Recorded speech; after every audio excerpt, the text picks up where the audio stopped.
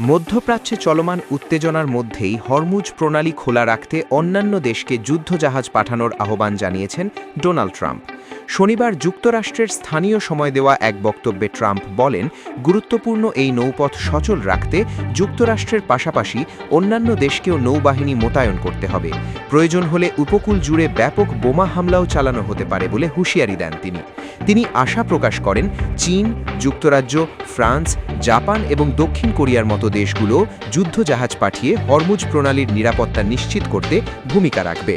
অন্যদিকে ইরান দাবি করেছে প্রণালী এখনও খোলা রয়েছে এবং তাদের নিয়ন্ত্রণেই আছে, তবে শত্রু দেশগুলোর জাহাজ চলাচলে বাধা দেওয়া হতে পারে বলেও সতর্ক করেছে তেহরান। এদিকে টানা ১৬ দিন ধরে ইরানে যুক্তরাষ্ট্র ও ইসরায়েলের হামলা অব্যাহত রয়েছে। শিল্পনগরী ইস্পাহানে যৌথ বিমান হামলায় হতাহতের খবর পাওয়া গেছে। একই সময়ে তেহরানে হামলায় ইরানের খাতাম আল আনবিয়া জরুরি কমান্ডের গোয়েন্দা শাখার ২ জ্যেষ্ঠ কর্মকর্তা নিহত হয়েছেন বলে দাবি করেছে ইসরায়েলি বাহিনী। পরিস্থিতির প্রভাব ইতোমধ্যেই উপসাগরীয় অঞ্চলেও ছড়িয়ে পড়েছে। কুয়েতের আহমদ আল জাবের বিমান ঘাঁটির কাছে ক্ষেপণাস্ত্র হামলা, বাগদাদে মার্কিন দূতাবাসের ড্রোন আঘাত এবং লেবাননের দক্ষিণাঞ্চলে ইসরায়েলি বিমান হামলার খবর পাওয়া গেছে।